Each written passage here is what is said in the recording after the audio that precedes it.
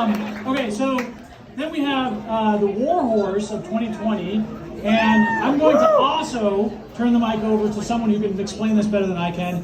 The person who nominated him and who knows him well told a very compelling story to our board, and I just couldn't repeat it as well as Mr. David Shapiro. Thank you, Jake. So for 2020, was also my position in previous years that the War Horse Award should go to Stephen Klein. And Steve, come on up.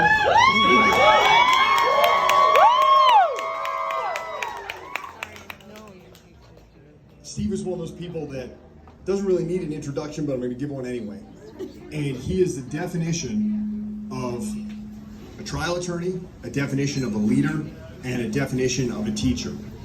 And Steve, knowing him personally and professionally, sharing an office with you briefly before you destroyed my hopes and dreams and went back to the public defender's office,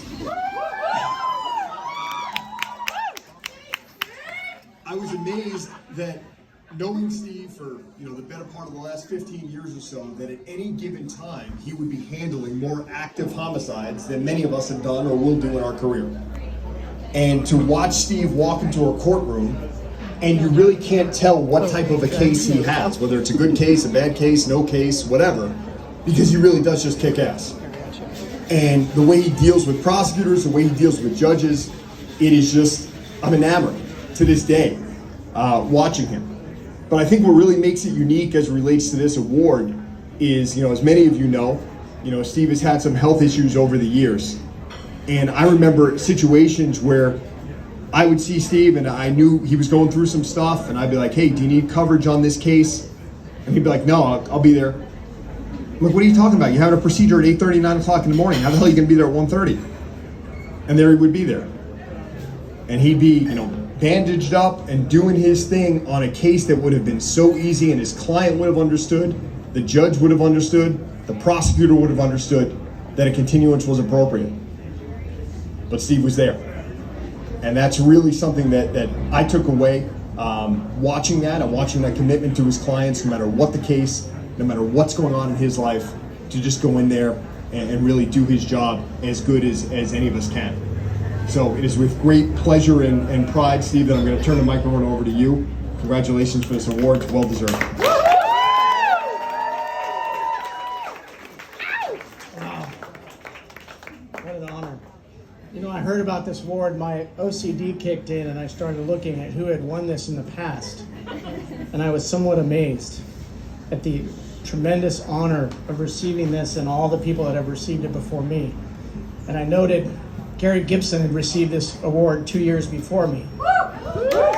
And if most of you know the history between Gary and I was really bummed because he got it 2 years ahead of me. Gary's probably the single reason that I am a criminal defense lawyer, because when we were in law school together, if I had not been forced to watch his trial practice exercise, I would be a fucking sports agent right now. Beyond a shadow of a doubt. And I will always be thankful for him, and because of that. The other thing that I can say is I am a product of the Public Defender's Office. Some of you may not quite understand what that means, but the reality for me is I grew up in that office. And even when I was in private practice, I was still connected to that office. I learned everything in that office. I can still remember essentially the first speech that Richard Gates gave when I walked in the door as a new hire. I took from that 2 rules. 1, do your fucking job. 2, see rule number 1. And I worked throughout my career with that rule in mind. And for some reason along the way, I did not learn the word no. And I ended up with, rub shit on your lawyer, give it to Steve. Cut your lawyer's neck in open court in front of a jury in a classroom full of kids, give it to Steve. I have the dubious honor of being the 9th appointed attorney on 4 different cases. There was not a 10th on any of them.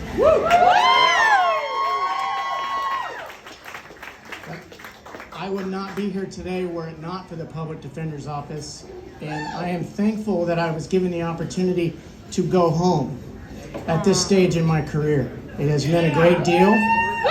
The office has been amazing since I've gone back. been reinvigorated since I've gone back, and I love being there, and it's been an honor to work with everybody that's there today. But I look around the room and I see so many people that have touched my career in some way, shape, or form. Mr. Iredale, who gave the greatest cross-examination of the lamp lecture I've ever seen and I still remember it to this day. Maxine is here somewhere as well. I've learned so much from listening to her as well. I understand where Danielle gets it. It's purely genetic, where I had to work for all of mine. But there are so many people here that I would like to thank. But Richard Gates, where is he? Where's Gates? There are so many people in this room that are the lawyers they've become because of Richard Gates. And he deserves to be thanked for that. A long time ago, I used to refer to him as Sergeant Barnes from Platoon because he was so scary. Over the years, he's developed into Yoda. He's always been that voice of reason. He's always been that calming force. Gary Gibson as well. And then the one that's missing today, Juliana Humphrey, has been extraordinary resource for all of us. I have measured every step in my career by those three lawyers. And it is an honor to receive this award on the heels of Mr. Gibson. And last but not least, I would not be here today alive were it not for my lovely wife, Tiffany, up here in the front. And thank you very much. It's an honor.